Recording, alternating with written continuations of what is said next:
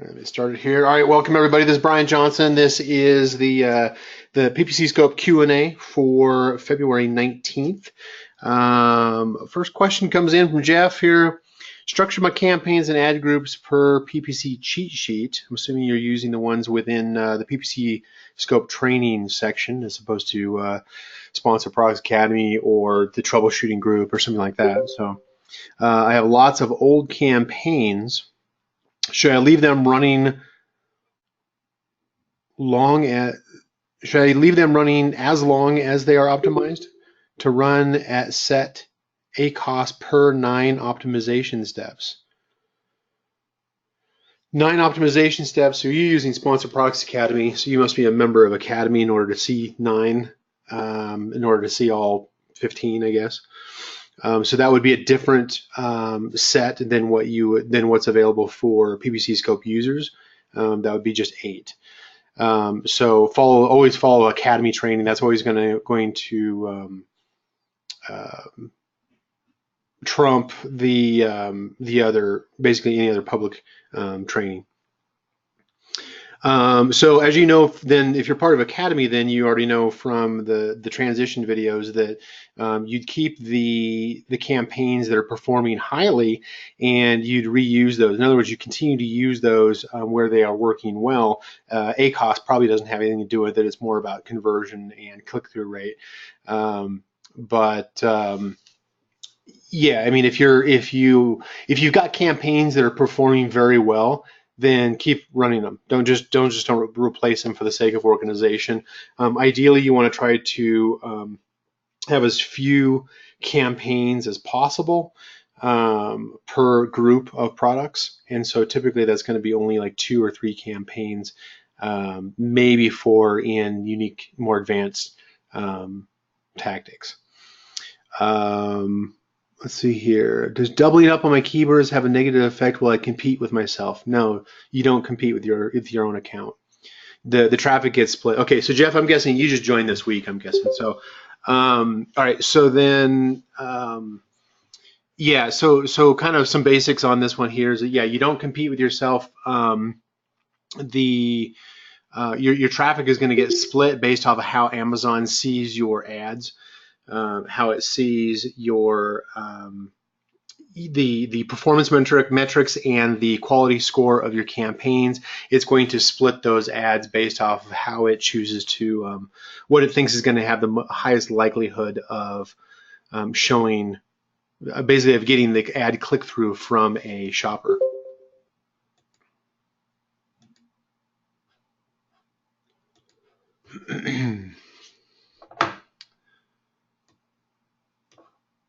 But yeah, so I mean, so Jeff, if you're part of SPA 2.0, then you're going to want to look at the transition videos as far as the video, if you have existing video, how to evaluate your existing videos. I don't remember the exact name of the title, but if you need support on that, go ahead and reach out to Nicole or myself through our email, and then I can point you to the exact name of that video that walks you through whether or not you should keep existing campaigns or structure, or if you have a need to replace those. Most likely you don't need to replace them. You simply just need to improve the quality of them and to refine them a little bit as far as into best practices.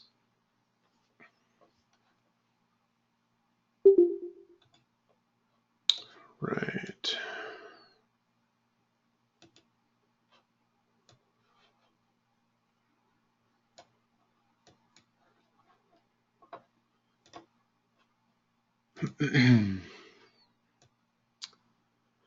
All right, welcome everybody else who just joined in. Go ahead and post your question. If you've got a question that you want to pose here regarding sponsored ads, the new reports, AMS, PPC scope use, PPC scope future, any of that kind of stuff, then go ahead and put those up now.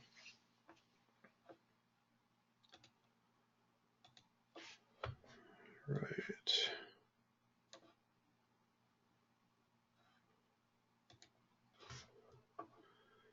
And Jim, it looks like you've got your question answered. I'll go ahead and in case that's a different Jim here, as far as the link to the call. So if you're on, then you figured it out. All right, E. So he says, should we run ad on our brand name? Yes, absolutely. I saw a customer search keyword with our brand name attached. Yeah, you should always, as a defensive ad, you should always run your own brand name so that your ads show. Because otherwise, what's going to happen is that if your competitors are running ads with your brand name, then they have potential of their ads showing where in a place where your shopper is, and they might get distracted, or they may accidentally think that the competitor's product ad is representing your brand, which would be misleading, but at the same time, it happens on a regular basis. So yeah, definitely run ads on your own brand name. The other thing to do on that is that you can take all of your converting keywords, all your converting search terms historically that you've had. If you've got a lot, then maybe refine it down to like the top 10 or top 20 or something like that. And combine those with your brand name so that you've got either a campaign or an ad group that is running that is specifically bidding on your brand name along with the commonly converting or most converting search terms. That way you can kind of get the best blend. You get the higher relevance basically as far as Amazon showing your ad. So yeah, you definitely want to run ads on your own brand name. You should not need to put your brand name into the back end. It's already part of your front end content. Jeff, okay, so on the PPC scope version of the Amazon PPC cheat sheet, okay, which I think you were saying before you've got access to SPA, so that would be a different set of instructions. Step 2, after you create your research campaigns, running broad initially for 6 weeks. These Amazon suggested keywords are put into all ad groups, correct?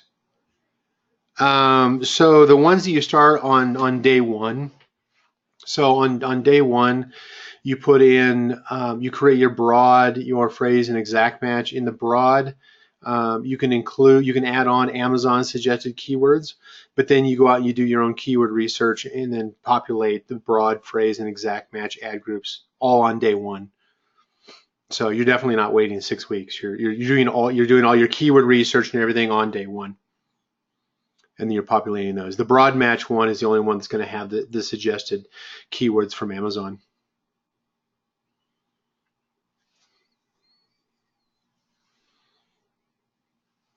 Okay.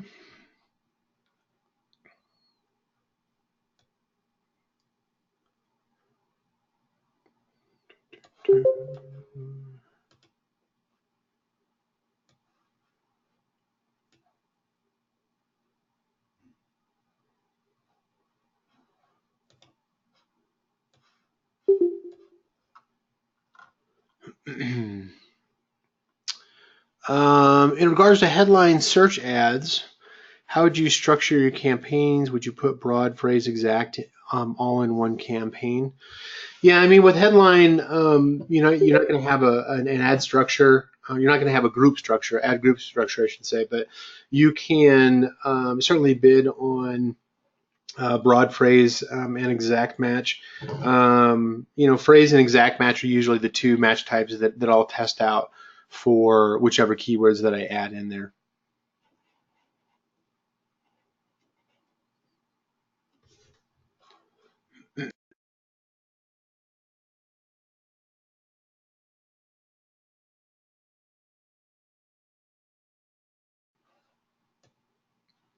How's the audio today, guys?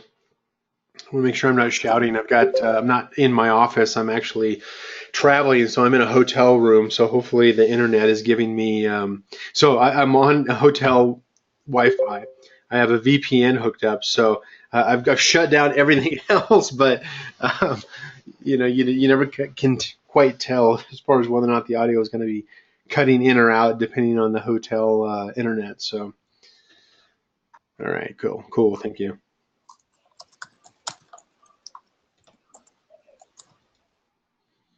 Jim, welcome. All right.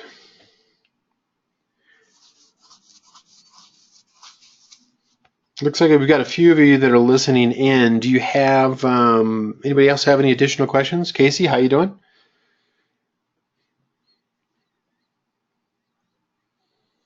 Awesome. Is it Marius or Marius? Give me a good better pronunciation on that one.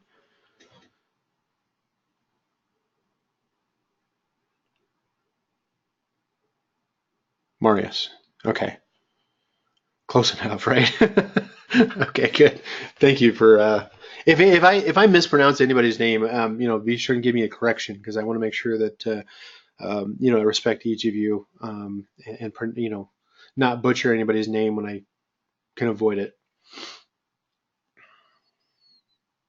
Okay. Casey, would I elaborate on the good PPC structure? Okay. So let me state an overview, and then we can elaborate based off of what you ask as far as what needs to be elaborated. Good PPC structure would be to create a campaign that is grouped according to the target audience and a group of products. So if you have a parent with multiple child variations that are simply, it's the same product, but maybe it has different colors or sizes or something like that. Those are all, excuse me, those are all going to go into the same campaign. And then if it is an automatic campaign, you're going to separate each SKU into its own ad group. If it is a manual campaign, then you're going to not only separate in each SKU into its own ad group, but you're going to separate into its own ad group set ideally. Now, this is not always practical, and I'll state why, but ideally what you would have is if you had one group of product and you had 5 variations, you'd end up with 15 ad groups in your manual research campaign. That's kind of what we outline in the setup guide. And so you would have an ad group for each match type for each SKU. That's going to allow you to have much more detailed analytics per SKU. This is especially important since Amazon is in the process of degrading the data that they make available to sellers, as in they're reducing the amount of data that they're providing, which is going to limit some of the more detailed reporting. What used to work where we could split it out inside of a campaign performance report and be able to tie in and say, oh, okay, I've got multiple products within the same ad group, but at least I can tell which keywords are converting for each keyword. That is no longer going to exist. After this rollover here this month, that's going to disappear. You will not have a choice but to segment into separate ad groups in order to see which search terms and which keywords are converting for a specific SKU. So you might as well go ahead and start working on setting up that structure. That does not mean create a new campaign. That means establish a better ad group set structure within the campaign that's already existing. The exception that I will make to that is if you're dealing with 100 variations, for instance, is not practical to create 3 ad groups times 100 variations and end up with 300 ad groups. It's just not a good use of your time in order to structure that in the first place, let alone you wouldn't be able to manage it. So what I would recommend is a Pareto principle, 80-20. Focus in on making sure that you're using a segmented ad group set structure for the SKUs that are generating 80% of your sales or profit, depending on how you want to focus. Excuse me. And then pool the rest of those the rest of those variations into one ad group set, kind of like an exact match all, phrase match all, broad match all. And ideally what we're doing until such time that you've got a SKU within that pooled group that is getting enough sales to warrant your extra attention and deeper analytics. And then at that point, then you'd create its own ad group set, again, within the same campaign structure, within the same campaign. In my academy, I teach some more advanced methods when it comes to higher performing, what we call higher performing profitable campaigns. That is a more advanced strategy that requires more work, but the ultimate payoff when it's all said and done is you end up with a higher campaign quality score, which beats out your competitors' ads more frequently. But as a minimum, I'd say just a plain automatic discovery campaign with a low bid and a manual research campaign in order to test out at least a couple hundred keywords, if not, maybe even up to 1,000 keywords. You don't need to go up to 10,000 like we used to in the past. There's better tools as far as filtering and identifying relevance and everything than before. But you're ideally testing out all of your converting. You can test everything out in a single match type. Broad match is going to give you the most flexibility as far as identifying new search terms, a wider variety of search terms.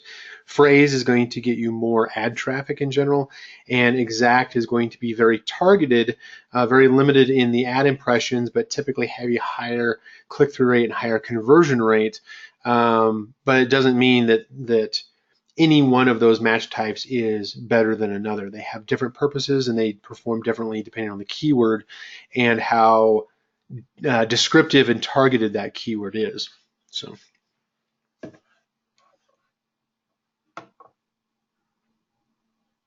All right, so Casey, for those of who have already set up campaigns per similar products, including multiple products and SKUs, set up campaigns per similar products. Okay, so you've got them grouped per campaign. Okay. How do you recommend steps to amend them to the good structure you referred? Likely just breaking it out into the proper ad group structure. So, for instance, if you have a campaign that has 4 SKUs, for instance, then you would likely create on such few number of variations, then you'd create an ad group set, broad match ad group, phrase match ad group, exact match ad group for each of those SKUs. So if you've got 4 SKUs, you'd end up with 12 total ad groups within that same campaign.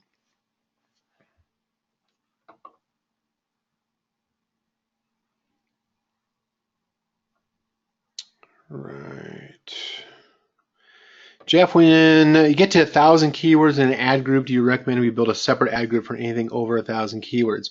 Yeah, so there's 2 different ways of looking at this. If you are not part of Sponsored Products Academy, I would say yes, go ahead and create a second ad group to handle the bleed over. If you are part of Sponsored Products Academy, then you have access to additional software, including the Common Competitor extension. Use the Common Competitor strategy in SPA 2.0 in order to reduce that to the most relevant 200 to 300 keywords. That way, you're not dealing with tens or 50,000 keywords. You're working with now that's primarily if you're using a competitive analysis keyword strategy involving multiple reverse ASIN reports. If you're simply just doing bulk keyword research, if you are part of SPA, just part of SPA, then yeah, you can filter it down and probably just kind of manually scroll through the list and look for terms that are relevant or not relevant, just kind of do a manual filter on that. If you happen to be part of the VIP group also, then there's some additional tools in there that are available to VIPs for filtering for relevance, category to product relevance. But yeah, ultimately, the classic what I teach in there and what I still teach in there is if you've got more than 1,000 keywords, you always have the option of saying like, broad, a broad ad group 1, broad ad group 2, broad ad group 3, that type of thing. Amazon's only going to show, usually they're only going to show ads for a couple hundred keywords per SKU. Regardless of ad group or campaign structure, they're going to show a couple of hundred keyword ads for a couple hundred keywords, and they're probably only going to actually probably only 30 to 50 of those keywords, let's say 50 on average, arbitrary number, probably 50 of those keywords on average are going to convert per SKU from ads. So we test thousands of keywords, hundreds if not thousands of keywords in order to find those 50. Unfortunately, there's not an easier way of doing it other than just testing it. Jim, I've noticed that Seller Central is not updated sponsored products timely since last week. Yeah, they're in the process of rolling out their new ad reports. And I'm sure that they're probably messing up, some of the other things as well, as far as rolling out some of their stats because they're rolling out the new ad reports. Seems that the stats are in a different time zone. The stats should be on Pacific Standard Time. Excuse me. That would be the normal. Now, it may be different if you are in a European marketplace. They might actually use a different time zone. But for US, it's based off of Pacific because that's where Amazon's headquartered on the West Coast.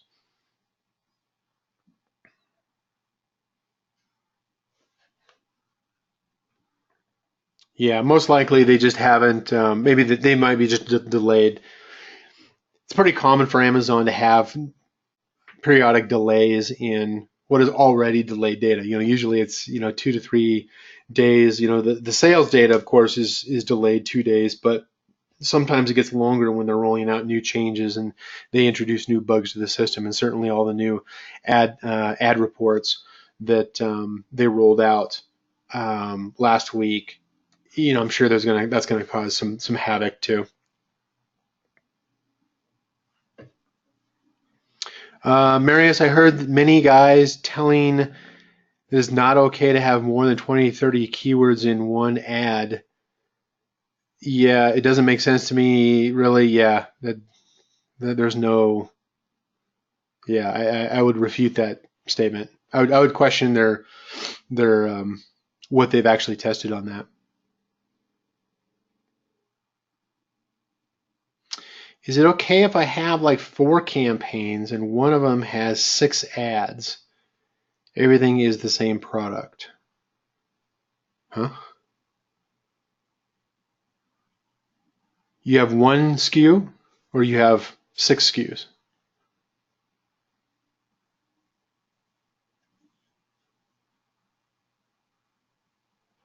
Jim, no, it does not appear to be. The Seller Central changes does not appear to be affecting PPC scope data.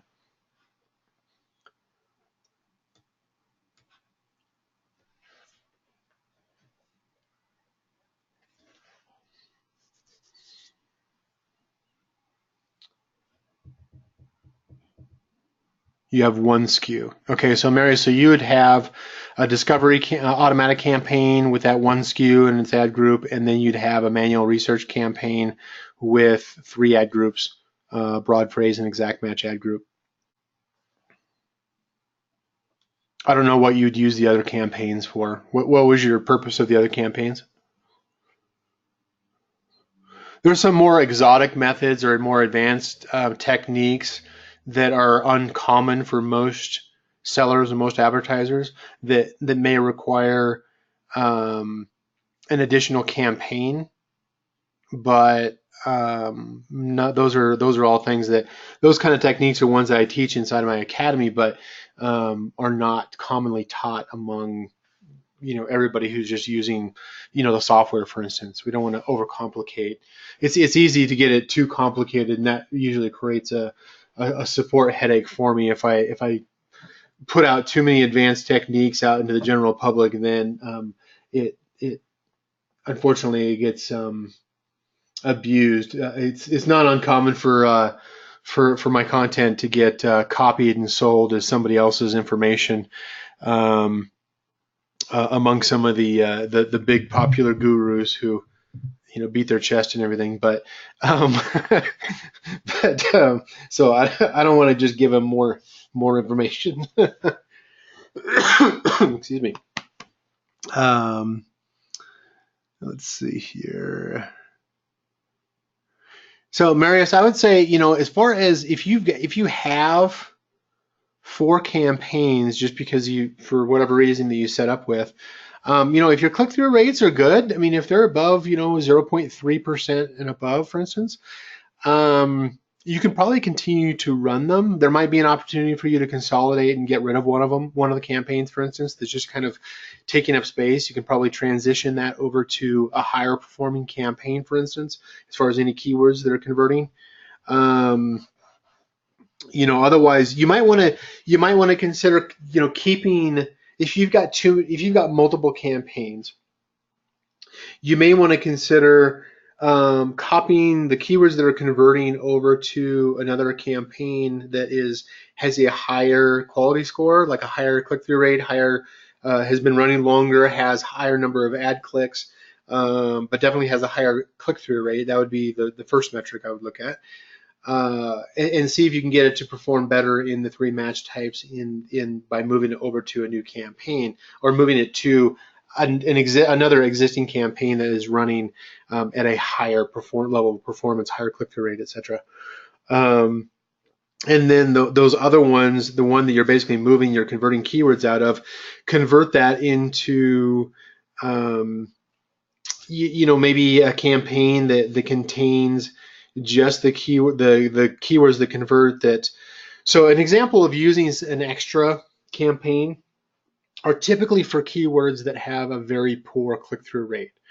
In other words, we're trying to increase the average click-through rate of our best campaigns so that we continue to drive up our quality score and give us a competitive advantage. In those cases, we may want to consider using a third campaign that just houses the low. In other words, it's known to be a low CTR campaign, so it still has keywords that convert, but it is considered the low performing campaign, and that's where you put in the converting keywords that have a very low click-through rate, and therefore have been dragging down the overall performance of your high CTR, high performing campaign. So that's more of an advanced technique, really, but that's kind of the summary version of that. Jim, campaign quality scores are not visible to sellers. No, it's based off of how the ad auction reviews the product listings, the category that it's in, the status. In other words, it qualifies as far as whether or not the product can run an ad, and qualifies for that to be able to run ads. It has the buy box and all these other qualifications. Then it moves on to considering the highest performance metrics of, it looks at the campaign, including the total age of the campaign, the total number of clicks of the campaign, the average click-through rate of the campaign, and then it moves on to do some calculations based off of that campaign quality score, and then it takes that campaign score quality, that campaign quality score calculation, and multiplies that times your current bid. Now, one of the things that has been introduced probably in the last 2 or 3 months is more of an emphasis on, which Amazon continues to do, is they continue to try to step up how well, basically requiring us as sellers to target our audience more specifically. In other words, we need to be highly relevant to the target audience. Now, I know there's some new tools that come out and claim to have Amazon's own search traffic, keyword search volume traffic, and relevance score, but they can't define as far as what that relevance score actually means, what it actually represents and what it suggests. It's simply just a score, just another metric that's being provided by Amazon without any context. So it's a little bit, I'm hoping that it'll prove to be of value in the future, but at this time it doesn't have much value. But really what we're trying to do is making sure that we are placing our product into the most relevant, one of the most relevant subcategories for most of the terms that our product converts for through our advertising. In other words, we're trying to make sure that everything lines up so that our product exists in a highly relevant subcategory to those search terms that prove to have the highest conversion rates for our product through our advertising.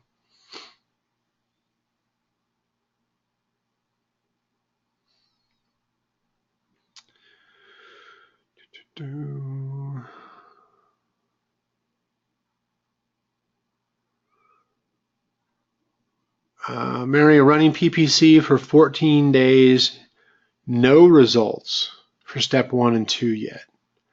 So step 1 would have been what? An automatic campaign. Step 2 would be to add in Amazon suggested plus do your own keyword research, and then run that for 4 weeks.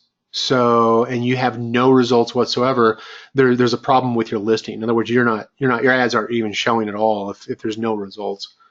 So I would say that either your product doesn't qualify to run ads, or something was set up severely wrong on the initial setup of the product listing. Is it bad to leave a keyword with 78% ACoS in the title? No, because ACoS is an advertising metric. Title is, title of a product listing can be both organic and sponsored, 2 separate algorithms.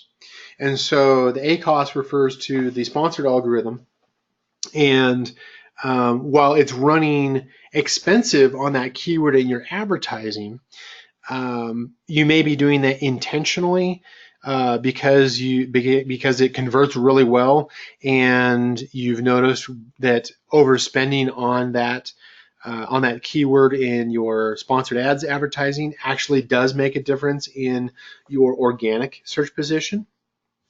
Usually it only contributes maybe 10-20% impact, but if you're in a very low competitive niche, or if you're targeting a keyword that's very low competitive, then that 10 or 20% difference may actually make a difference as far as how well you rank organically. But certainly if you're leading your title with that keyword phrase, then it's got to be one of your top 5 converting keywords from your advertising. Otherwise, it has no business being in your title. Excuse me, hold on one second.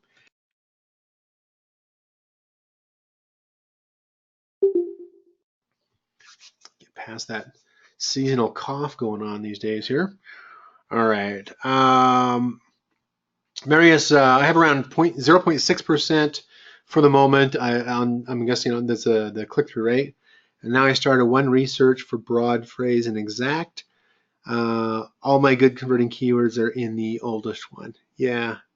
I would continue to probably just build up the metrics on that existing one where most of the converting keywords are, and just continue to build up your average. At a minimum, work on building up, you're already working on the age of the campaign. I suspect that it's been running for at least a month, but, work on, trying to improve the average click-through rate. Sometimes what that means is by pulling out some of the very low click-through keywords, or those that have high impressions and no clicks whatsoever, and move those over to a different campaign, just because they're dragging down the performance of the high click-through rate campaign.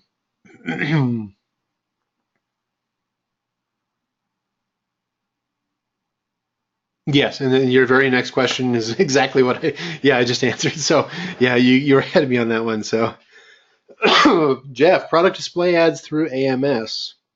Find it very difficult to break even other than displaying my own listings. Any advice? Yeah, so Jeff, you said that you just started, so you probably don't have access to the AMS advertising module in week 4 for Sponsored Products Academy. There's some more advanced techniques that we teach for product display ads inside of the VIP group, but the product display ads require a lot more specialized setup and work in order to make those work well. Certainly targeting, using them for different reasons to block competitors. In other words, try to cross advertise your products on your own listings in order to block competitors from running ads on your listings. Using them to target other competitor products, using them to target different audiences for the same type of product. Those you usually have to try to not bid aggressively on, and you're going to want to test different titles and run basically do some more split testing on different titles to see which ones give you the best conversion rate. Certainly some of the more recent changes in AMS reporting, as far as being able to do custom and daily date ranges and that kind of stuff, is going to make that a lot easier for you to test before and after, to test split testing. But usually it's going to require testing, like say 3 different product display ads to see which title and images perform the best out of the 3, and then repeat that process to continue to improve on the conversion rates of those. When you when you improve your conversion rates, your profitability will come around. I won't get into some more of the advanced techniques on product display ads here, but just because that's a whole that's a whole webinar by itself. Let's see here. Mary, I apologize. I'm referring to the steps to optimize. Wait a minute here. Oh, I see what you're saying. Okay, so you're running PPC for 14 days. No results for step 1 and 2 yet. That seems kind of odd. Like, I'm not buying that, Mary. Not, and I don't know if it's just because, maybe the campaign isn't running properly yet. But if you've been running it for 2 weeks and you still don't have the results in step 1 and step 2, that's too rare to be believable. So if you want to submit a ticket over to PPC Scope Support so that we can take a look at your campaign, we can probably take a closer look at it and see whether or not you've got an issue with your product or your campaign that's not generating results. Because usually you're going to have step 1 and step 2 results within a few days of starting your ads. Obviously, there's a 2 to 3 day lag between on sales data that Amazon reports over. So, and then of course making sure that you've refreshed to use the latest search term data inside the search terms filter page. Let's see. Casey.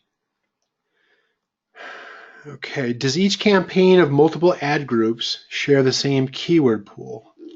Does each campaign of multiple ad groups share the same keyword pool? Yes. Yeah, so you'd have duplicates across multiple ad groups in different match types. Yep. What's the best way to move keywords from one ad to another? Yeah, I mean, you would do some of the, like for instance, search terms. You can create the keywords, of course, within PPC Scope. As far as copying over keywords that you are only running, maybe a mistake was made. Maybe you're running all your keywords in one ad group for one SKU, and you need to copy those over. Bulk operations is the only way you're going to do that. Just use a bulk operations report. It's not the only way, technically. You could do it manually, but I wouldn't if you have multiple ad groups.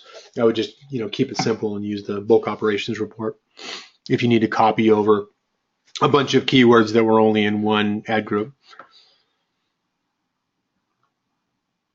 Marius, is there any way to do product display ads without vendor? Actually, product display ads are part of AMS. So AMS does require Vendor Express or Vendor Central. Yeah, there is no product display ads inside of Seller Central.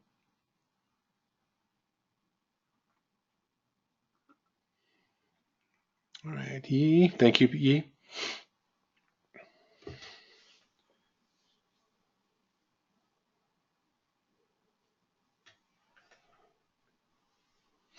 And Mary, your second part of your question, as far as like if you don't have results in step 1 and 2, yeah, move on to the keywords. Move on to the keyword steps 3 through 8, absolutely.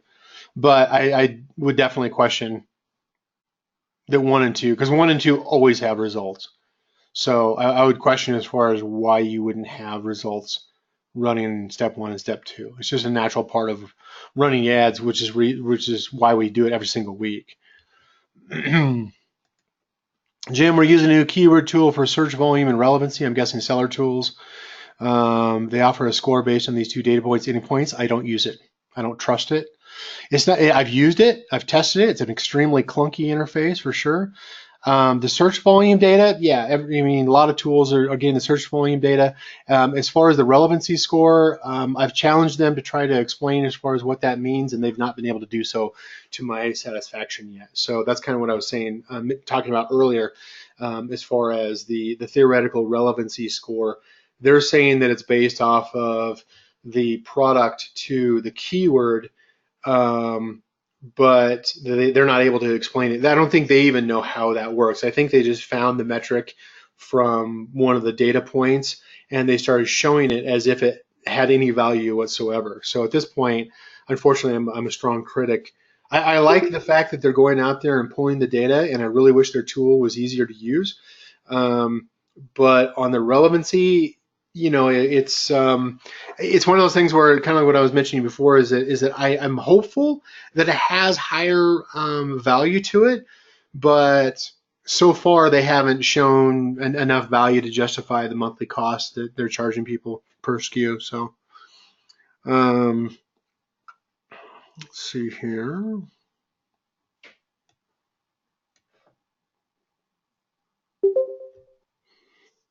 Let's see.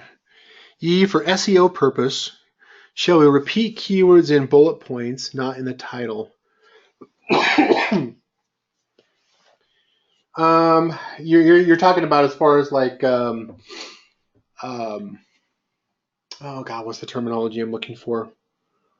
Not keyword saturation, but basically it's frequency of keywords or frequency of words. I'd say no. That's my initial thing on that. That works great for off Amazon, but on Amazon, I've seen no evidence, and I've tested it every 6 months that I've been on Amazon. I've tested to see whether or not that makes a difference, and I've yet to see where repeating, basically word stuffing has any effect. I do see where if you use a full phrase, that definitely helps with relevance. But ultimately, the way to check that is to use one of the index checker tools to see if you get indexed for the word or keywords or a broader set of keywords based off of adding in more words into your bullets or your backend. That applies actually title, bullets, and backend as far as for organic. Um, if you have more advanced tools, then you can check some of the other metrics that go along with that. But I think that's kind of the basic. The basic check is just to see if you did add in stuff in some extra words that obviously decrease the readability by shoppers. Does it improve how frequently your listing shows up organically? Index more often, or comes up in organic search more often. But does it, as a penalty, does the conversion rate decrease? Which is possible.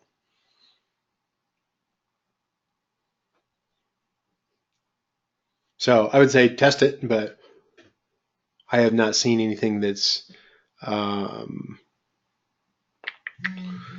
yeah, I haven't seen anything that suggests that it's definitely a tactic that needs to be done.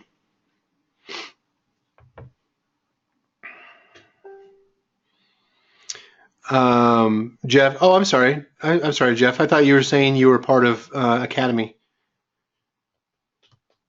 Okay. Then yeah, as part of Academy. So I mean, if you're just part of PPC Scope, then you're not using anything like you're not using the profitable campaign, for instance. You're not using some of the more advanced campaigns, nor are you, nor is there any training there regarding the headline search ads or product display ads.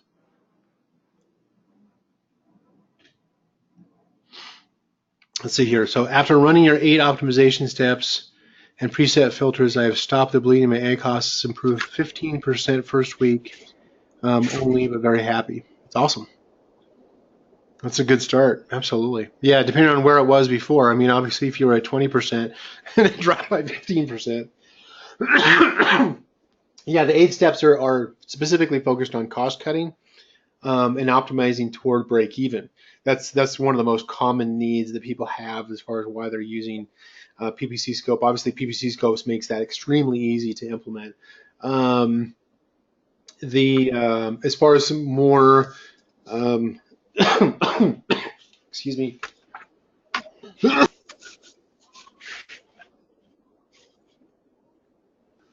On the other side of that is some of the more advanced filters that I implement into my own accounts is that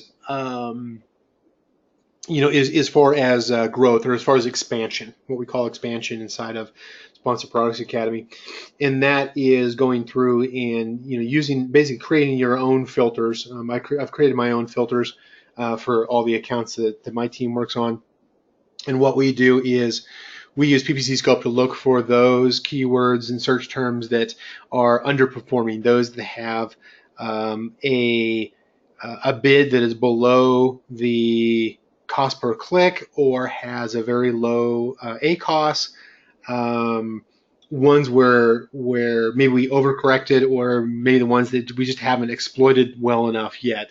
In other words, those that if we increase the bid on at least testing, increasing the bid on those keywords or converting search terms into keywords to test those in all 3 match types, then we could likely increase the sales. We've got my own personal, so the way this is kind of set up, and obviously we've got the 8 optimization steps that, of course, that are taught through the troubleshooting group, PPC Scope user group, and the PPC Scope training. And then we have within Sponsor Products Academy, I think it's like 14 or 15 steps, which also include expansion steps and some of the launch steps. My own internal agency, we have 24 steps that we work through. And for those of you in Academy, I'm working on more expanded, updated checklist for some of the more advanced or some of the more launch techniques and growth techniques that we use. And then I'll do something similar, a much smaller version for PPC Scope regarding how to use it, how to use the tool to identify growth opportunities. Where you've got underperforming search terms and keywords that can be expanded on in order to increase sales. What that ends up being is that you can increase sales while you're decreasing your ad costs, and so that's a good combination. It's worked very well for our agency.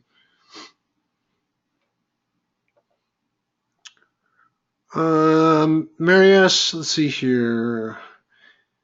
Is it bad if I use the same main keyword in 2 campaigns? Nope. In one campaign, I have only this one with high bid with a cap on the campaign, so it will not eat all my money, as it has much traffic and many clicks. And in the old campaign, I use it with lower bid.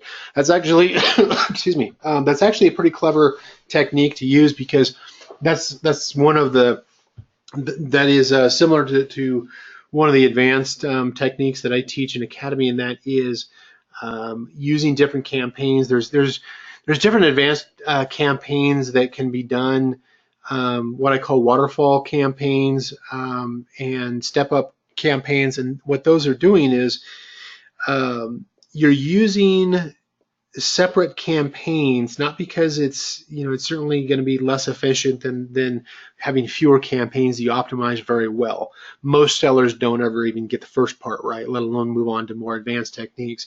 But what it does is that it allows you to, if you separate a set of keywords that are normally your expensive keywords, and you set a very limited budget, but then you have the same set of keywords in another campaign at a lower bid, then what that's going to do is that early on in the day, of course, it's going to burn through at the higher at the higher bid, it's going to have a much more prominent ad that's going to run. And if that works for you in the first part of the day, then awesome.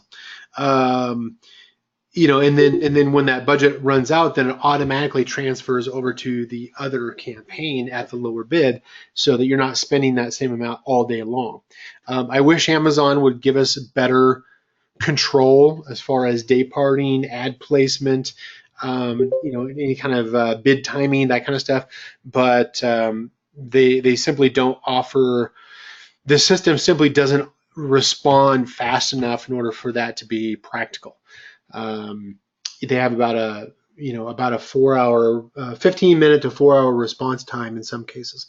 And so you certainly can't do it on an hourly basis, but that's one of the things that we're going to look at as far as day parting within PPC scope, is to offer it where you can set up, maybe 2 or 3 timed campaigns that turn on and turn off, midday or something like that, to basically allow you to test to see if that actually works for your product.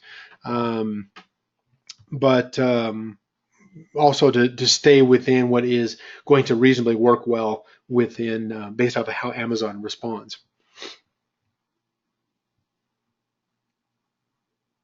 Let's see here. Jeff, 8 optimization steps. Step one, okay, which is the 0 sales search terms. Little concerned about losing a profitable key term in same ad group with a negative. Is it okay to just lower the bid? There's two different things. So yeah, so the negative is going to apply to search terms. The bid applies to keywords. If you have search terms, keywords, or products that are commingled in the same ad group, then you either have to keep both or you have to get rid of both. That's kind of your choice there. Amazon doesn't give you the ability to separate a plural from a singular search term, for instance. And so you either need to keep both or lose both. You can, I guess, you can control as far as the spend on the search term by lowering the keyword bid. Certainly you'd want to be testing to make sure that, okay, checking the performance of the same search terms in the keywords in the other 2 match types as well. To see which one is going to be the best fit, which match type is going to provide the highest performance for that specific keyword and the search terms that are contributing to that keyword. If it is a converting search term that's not already a keyword, then of course create a keyword or create a keyword in each of the 3 match types to test that separately.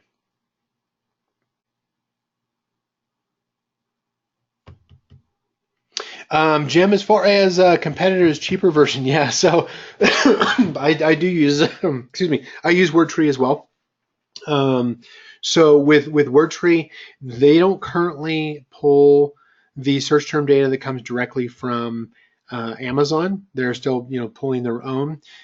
They do have their own relevancy score. That is actually one that I am pursuing. I like I've had conversations with the developers for Wordtree, and I'm working with them in order to test that out more thoroughly.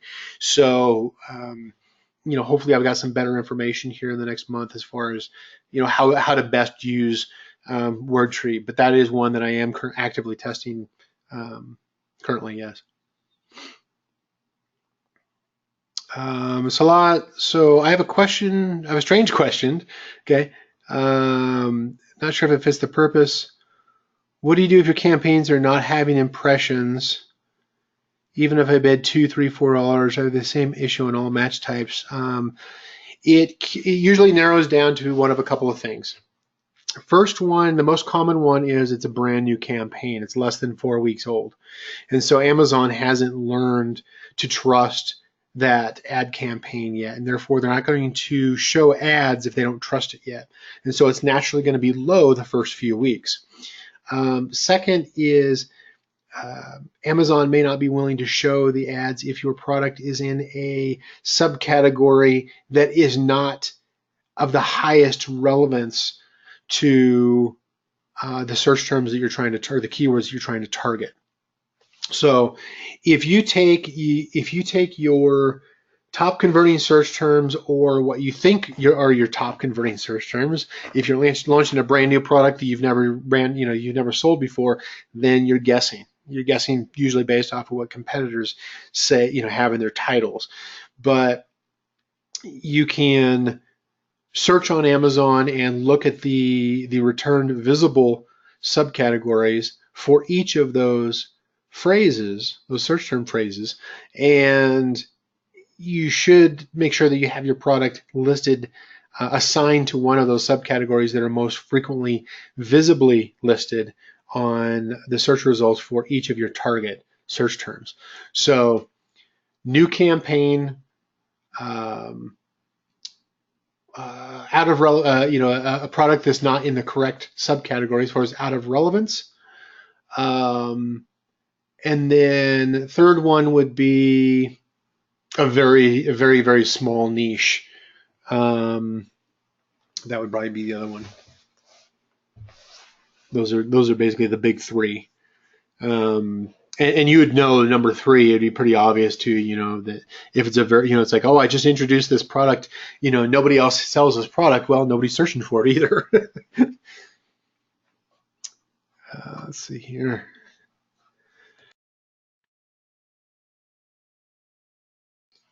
All right, Patrick, when using bulk operations report, when you do not want to make any changes to the current keywords and bids, do you leave them as is in the download, or do you delete them? Yeah, you don't even need to include the row for an item that you don't want to make changes to. That's kind of the nice thing about bulk operations, is that whatever you have in there is what you're saying I want to change. If you don't include that, it's not like it's going to go delete a bunch of data because it's not in the spreadsheet. It simply just doesn't make any changes to it.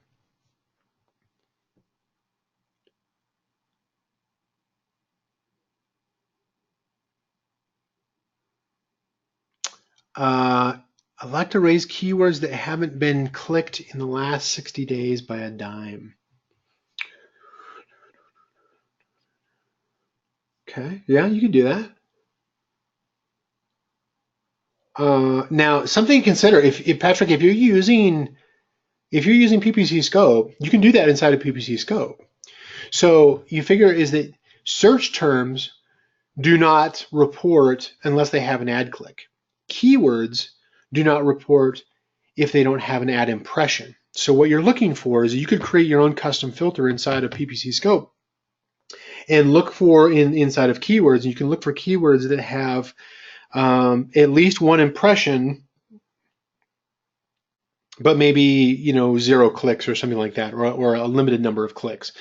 And then what you can do is that's going to come back with all of the keywords that don't have, that maybe have very, very limited impressions but don't have any clicks. On one side, one of the things you need to be careful on that is, if you have a very low click-through rate as far as whether or not you should be bidding more aggressively on something that has lower relevance. But that's actually one of the optimization steps, the 8 optimization steps. That's actually part of that. But you could do a keywords report search for something that has keywords, and basically return keywords that have impressions but don't have any clicks. Then you can get a report back, and then you can actually modify all of those and say just increase by 10 cents. Across all campaigns, across all ad groups. It'd be a lot simpler on that specific kind of change to make that kind of a change, in bulk within PPC Scope. Now, it's not going to have the custom intelligence to say increase it by 10 cents based off of the bid that was 60 days ago. It's not going to have that degree of intelligence, but you can make a bulk change pretty easily. Using a PPC Scope keywords report. All right. Jim, I like the graph to compare our keywords to the competitors for keyword ranking. Oh, inside of that's a word tree feature. Playing with terms in the listing and PPC to see if the results are positive. Yeah. Yeah, I mean, keyword yeah, wordtree.io is something that I'm definitely going to continue to test more.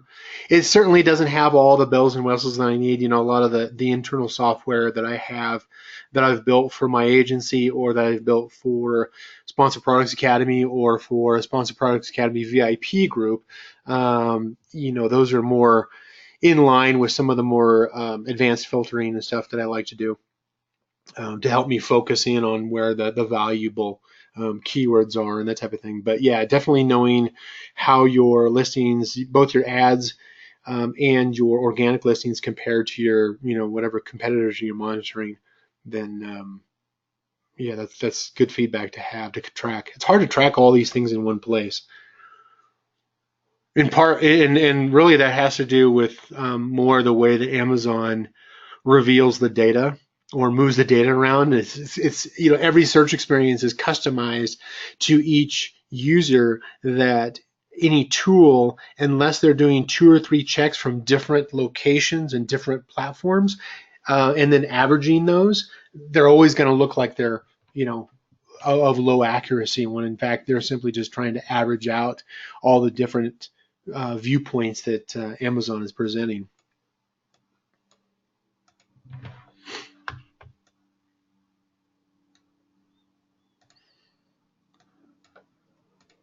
Let's see. Marius, one question regarding PPC scope. If I click on refresh reports, it will also refresh all the keywords. No, refresh is strictly just for the search term report. Currently, the search term report is only updated based off of Amazon's weekly schedule of every Sunday or every Monday.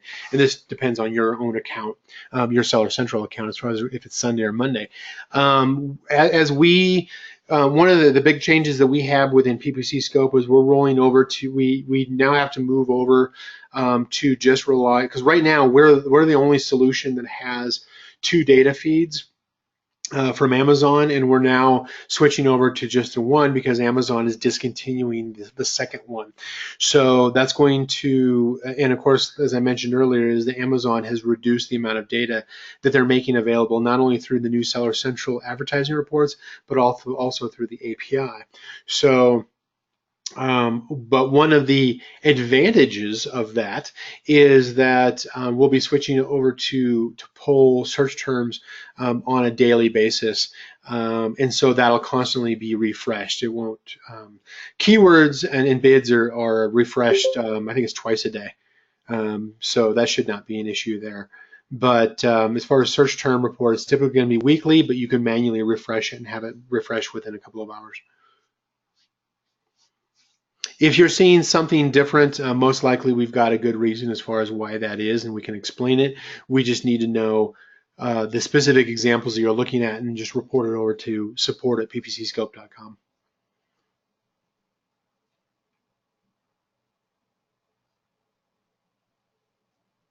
Yeah, Jim, I would agree. Yeah, I'll continue to test that. Mary, so it's any way I can sync my PPC scope with the changes from Seller Central? Like, again, yeah, that's going to happen twice a day automatically. If you have a specific example where something you changed prior to today is not reflecting inside a PPC scope, give us your specific screenshots from both locations, including the date ranges, so that we can recreate what you're looking at and be able to provide a fair response to it.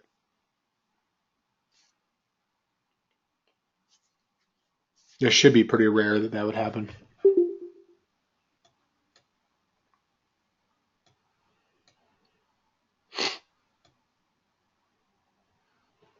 All right. Did I miss it? I think I got everybody's questions answered here. Do I have any other questions that maybe I missed? Let me do a last call for questions here, and we'll wrap it up. We've been going for about an hour and 10 minutes now, so let's go ahead and start wrapping it up. I'm glad so many of you stayed on here, and hopefully each of you, even if you didn't ask a question, have learned from some of the other questions.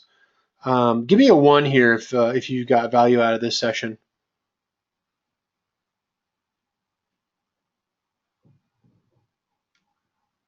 Awesome, thank you. Casey, the PPC Scope Q&As are usually about once a month. Sometimes I have every 2 weeks, but I've got a heavy travel schedule going on right now for business. And so, and the last one I had to reschedule because I was out sick.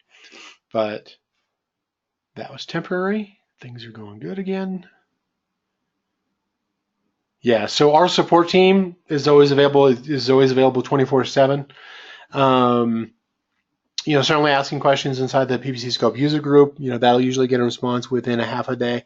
And then these live Q&A calls are usually, as much as I'd like to have them every 2 weeks, they seem to be happening once a month.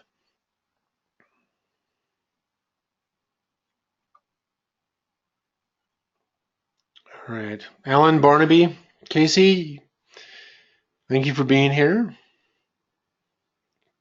Dario, Florin, and Frank, thank you. Jeff, Marius, and Mary, thank you.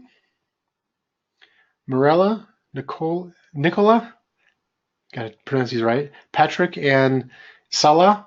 Again, correct me on if I pronounce these incorrect. Please help me on those. But thanks to each of you for being here. I know that we had a few others who had to jump off early, but I appreciate you sticking it out here today. And I've recorded this session. I will post this up I'll post the recording later on today into the PPC Scope user group for those of you who missed the first part of it. So I think we had a lot of great questions today. So glad we could have this time together. Any last questions? Last call on any questions before we wrap it up for this call?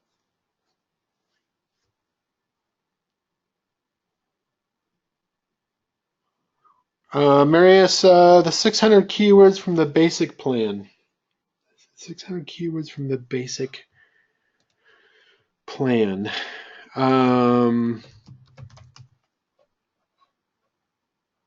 me see if I can figure out what you're referring to. I'm going to guess you're talking about PPC Scope. 600 keywords. We don't have a 600 keyword plan. We've got a 500 keyword mini plan. I'm not sure what the basic one is here. Will one keyword in every match count as 1 or 3? I think it counts as 1. I think it's unique keywords that are reporting as having ad clicks by Amazon. Yeah, PPC Scope. So you're probably talking about we have the mini, we have the small, we have the medium, and the large. There is no basic. So I'm guessing that you're referring to the mini, which is 500 keywords.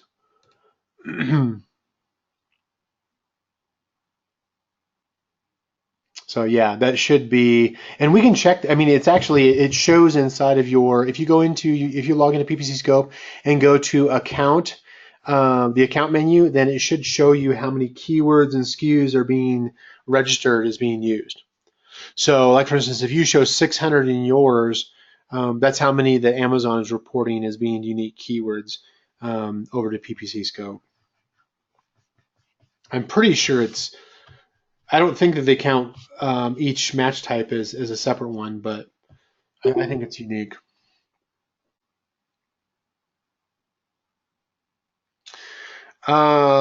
Sure. Alan, PPC consultancy, how many hours a week should I spend managing one account? Well, it depends on what you're specifically doing. So if you're using PPC Scope, most accounts maybe take 15, 20 minutes tops per week for just basic optimization. So like those 8 weekly steps, the 8 weekly optimization steps, probably 20 minutes, even on a fairly decent sized account. If you're spending a lot more time than that, then you're probably either doing something. You might be overanalyzing something, and that's okay. I mean, it's your account, but yeah, 15, 20 minutes is probably normal per week using PPC Scope. If I were to do it manually, it would usually take me 2.5 hours per week once I got into a normal clip. But yeah, through PPC Scope, probably 15, 20 minutes. If you're doing things as far as expansion techniques, then those are primarily any of the expansion ones where you're trying to grow sales. Those usually involve things like keyword research, competitive analysis, really digging in to see the source and the quality of each of the keywords they're converting. That I could spend 2-3 hours at least each week just doing that type, but that's also it's a whole different nature of task. But if you're simply just doing, you're shooting for break-even optimization, those 8 steps each week, 15, 20 minutes. And I have accounts that have over 1,000 SKUs. It takes me 20 minutes. And I record those separately. But yeah, 20 minutes. Jeff, favorite keyword search tools for bulk keywords. So if I'm doing standard keyword research, the one that Jim and I were talking about is the wordtree.io is the current keyword research tool that I'm using. I used to use merchant words just out of simplicity. I like the way that wordtree.io is set up a little bit better. And I'm testing it at this point to see how much more value that I have as far as just general keyword research. There's plenty of keyword research tools that are out there. If I'm doing competitive research, then I'm typically running reverse ASIN, multiple reverse ASIN. I don't just run one reverse ASIN. I run like 10, 20, 30, 40 reports on my competitors. And then I use specialized tools. And usually on the reverse ASIN, I'm either using Keyword Inspector or I'm using Helium 10's Cerebro. I have subscriptions to both of those. With Cerebro, Helium 10 Cerebro, it does provide the keyword search volume. I've not found a huge correlation between the search volume and the actual effectiveness of each of those keywords. It's not, in other words, the search volume, high search volume does not translate into high conversions. It just doesn't work that way. But it allows me to do some additional theoretic testing that I like to do a lot of experiments, and it provides some additional points of view and additional data that I like to use. But it does start at like, I think it's like $97 a month just for you to be able to use Cerebro. And then I spend, I think on Keyword Inspector, I only spend, probably $20, $30 a month, and I use that thing like crazy. And then I use my own internal tools to qualify and compare the data and everything from those to try to find out what are the common keywords among all my competitors that are ranked highly. I've tested tools like seller tools, and I think it's just too early at this point. I wish them well, but I'm not using it. I'm certainly not going to pay. I think they're charging. I think it started like $97 per SKU per month. So it's rather expensive for how poorly the user interface is at this time, but I'm hoping that they'll improve that over time and make it easier to use. They've got some good concepts kind of based off of some of the own tools that I've built internally, but I think they've got a ways to go yet before it really becomes of higher value. Other keyword research I might do includes if I, on an AMS account, I might throw a list of 1,000 keywords into a headline search ad to see which ones have, high, medium, low search volume. That one's becoming less important now that some of these tools, now that Amazon is starting to reveal actual search volume in theory through some of these search tools.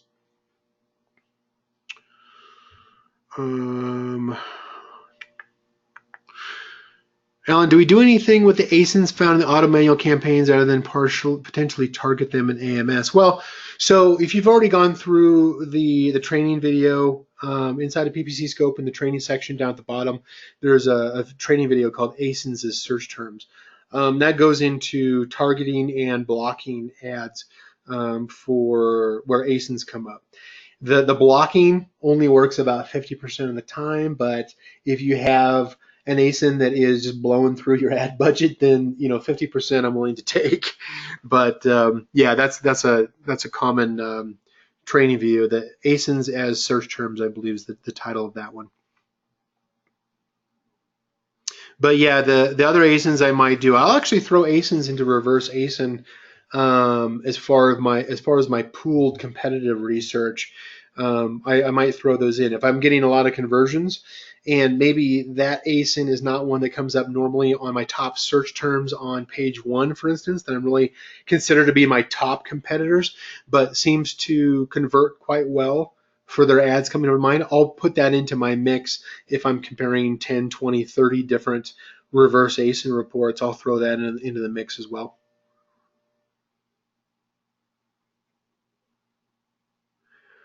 Jeff, do you use all the PPC data for your listing backend search terms? Yeah, I actually don't use the backend search terms very much.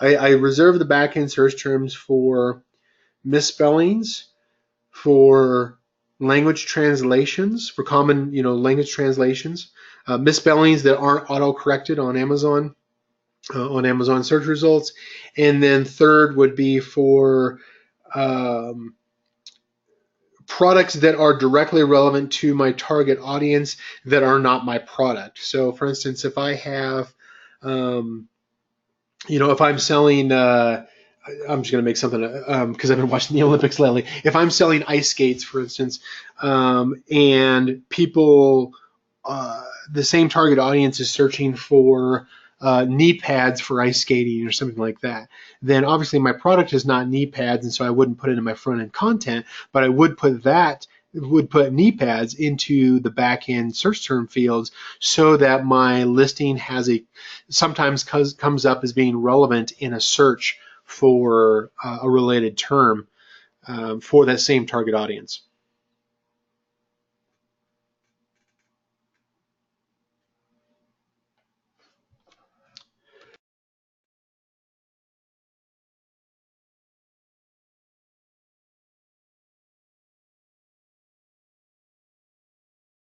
When is it appropriate to add negatives to manual campaigns?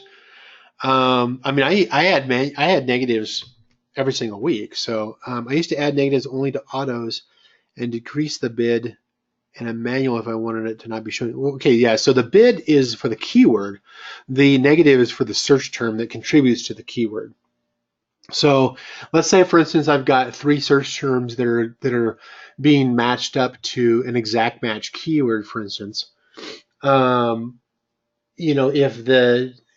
I negative match in an exact match situation like that, where I've got multiple search terms that are going into an exact match keyword, then most likely if I negative match one of the search terms, then it's going to take out the rest of the search terms because they're so closely related. In that situation, yeah, I can understand why reducing the bid on the keyword would make more sense. It would have the same effect. But usually you have, like, say on broaden phrase where you've got 5 to 10 search terms that match up to each, for instance, then you're going to have a lot more variations of where you can negative exact match a single search term that's not performing and not affect the other search terms that are positively performing, they're actually converting well. And so I don't want to reduce the keyword bid unless every search term that's contributing to that keyword is performing poorly, then I would choose to reduce the bid on the keyword. But otherwise, I would just do the negative match on the search terms that are poorly performing, leaving the ones that are performing well.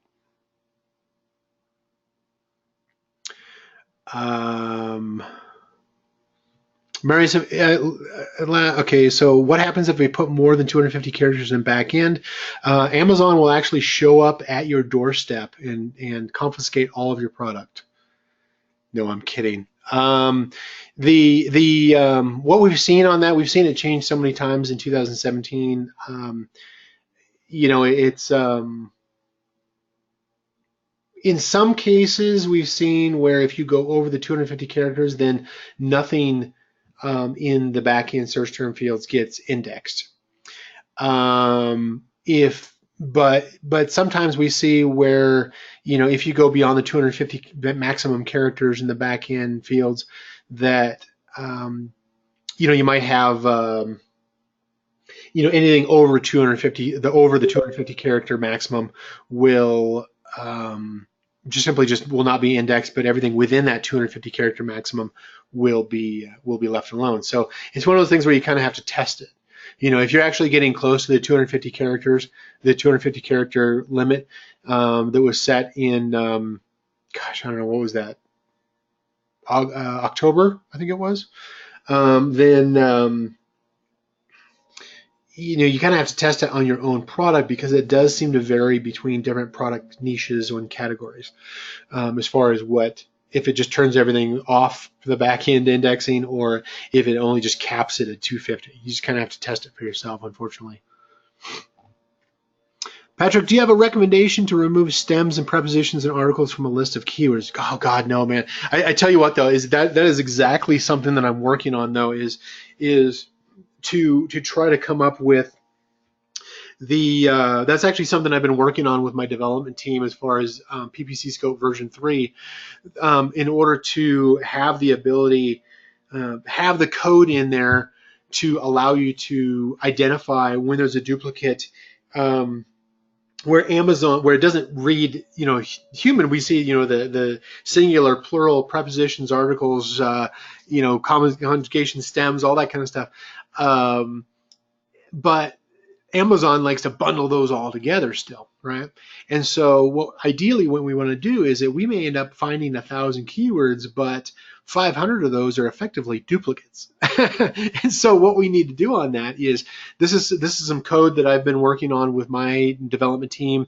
We've been working on an algorithm for PPC Scope 3 that'll basically have a tool that allows you to identify and filter out where you've got duplications, or so you can remove those duplications, or you can at least identify them. The primary reason for that is going to be that if you are about to negative match, this is where we're going to implement it, is that if you're going to negative match a search term, or pause a keyword or something like that, that has in the same ad group that is either commingled with other SKUs or is being shared with another very similar search term or keyword that is a stemmed version or a preposition or something like that. Now, stemming actually is different than singular, plural, prepositions, articles, conjugations. Stemming actually doesn't get intermixed with that. That's actually separate. But for the rest of those, being able to identify, we're trying to come up with basically a technology solution.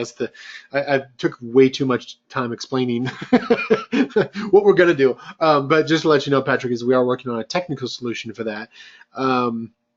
Usually what I try to do is I'll throw them into a Google, or not a Google, but you could do it in a Google Sheet, but I'll throw it into an Excel spreadsheet, for instance, and I'll do a search and replace for anything with and the and with and of and for and all these list of different common ones that occur.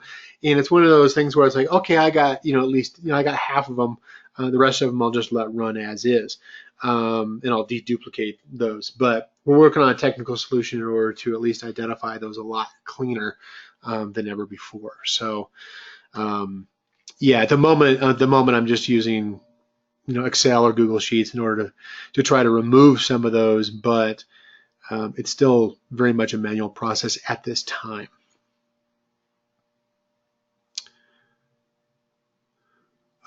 Jeff, different category could be potentially different when it comes to different back-end limits. Yeah, potentially. As far as whether it cuts it off or not, I've seen in some cases where a specific product listing, maybe a grandfather product listing, still allows for 1,000 characters, but that's become a lot more rare. Certainly not on new listings. Frank, broad Amazon question: do you have a value you use or guess or methodology to estimate organic click-through rate based off of pay-per-click click-through rate? Unfortunately, not really. One of the things that is a common misconception is that the USP, for like conversion rates and things like organic sessions and organic page views, that those are accurate, and they're absolutely not. They're absolutely very misleading. The margin of error on those would be like plus or minus 5%, which is atrocious.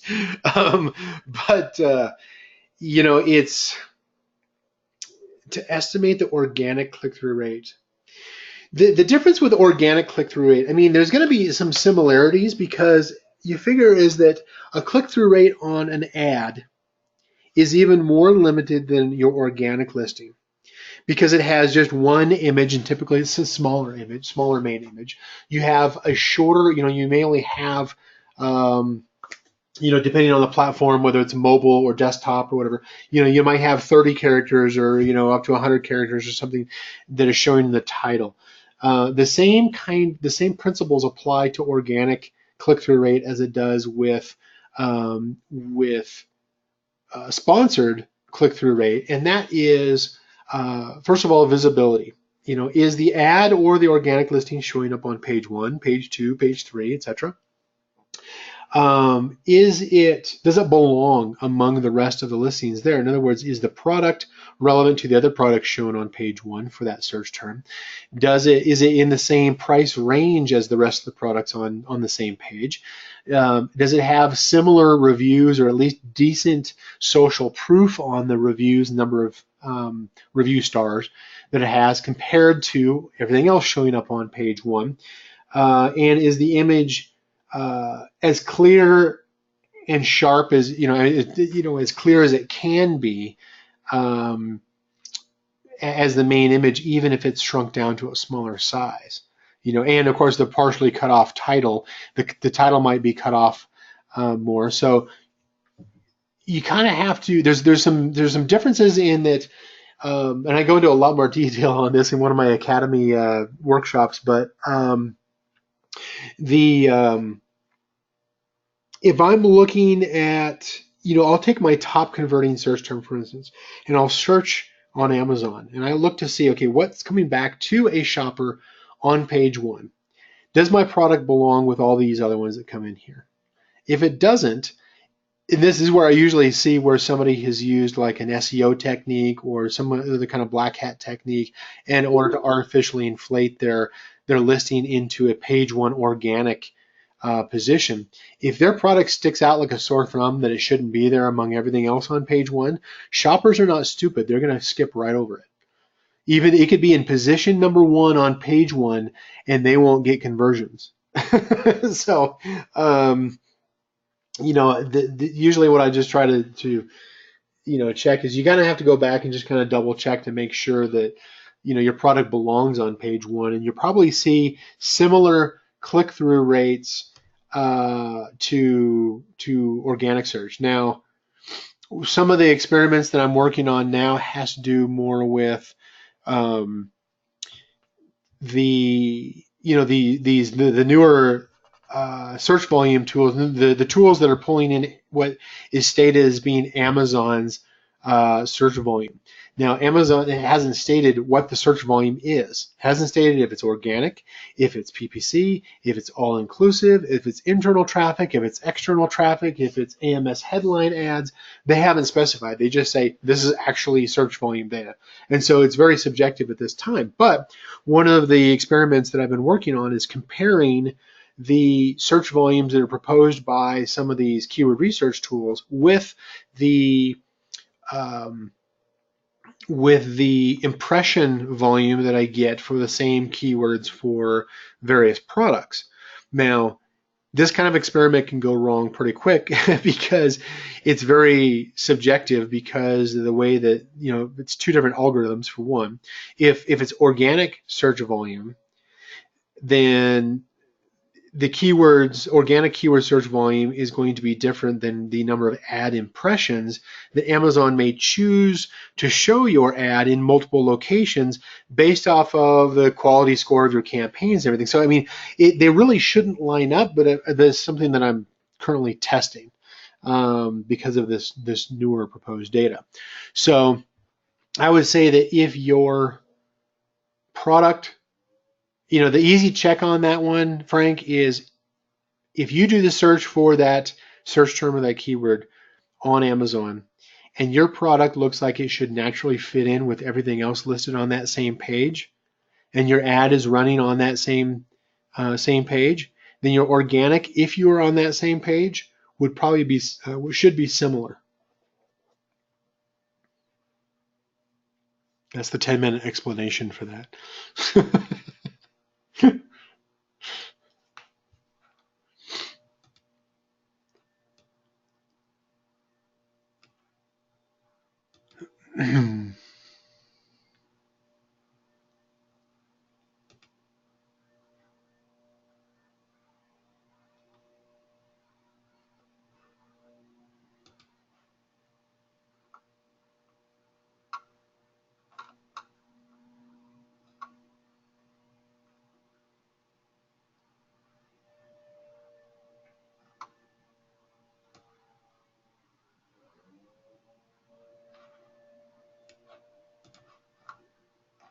All right.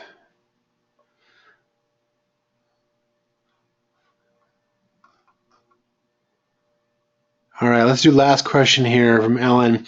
How do we bulk add the 1,000 keywords to the research campaign? Do we have to fill all the columns in the CSV file, or which ones are necessary? Just the ones for each, just a new row for each keyword. Yeah, use the template that is showing for bulk keyword research, for bulk keyword report. Use their template as your guide as far as which columns are there. You actually have to remove a couple of columns. Yeah, that's something I had to teach my Academy members separately as far as how to do that, just because there's a couple of nuances with that bulk, the bulk operations report as far as the columns that you remove. But if you just use their template and then just add in just you'll have to have a reference to the campaign, you'll have to have a reference for each ad group, and you'll have to have a reference for each keyword. I believe that's the case. I think those are the primary three.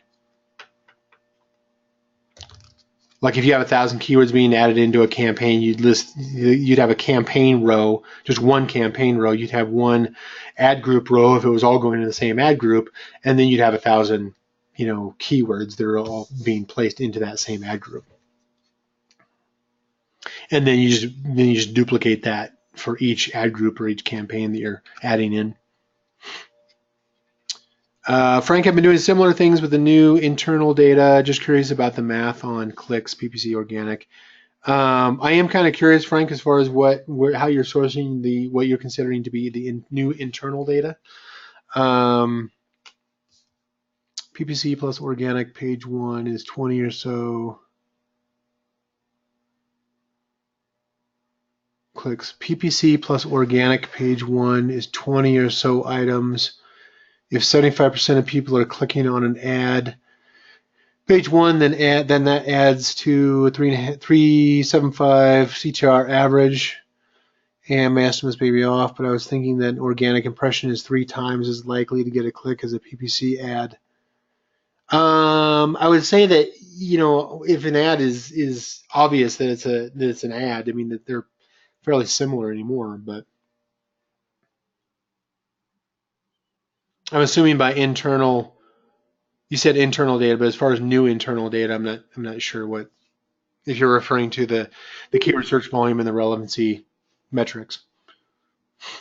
But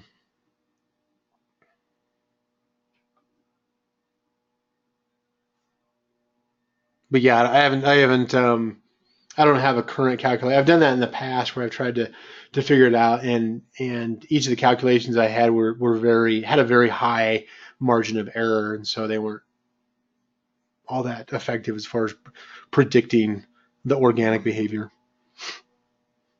I like the way you're thinking, though.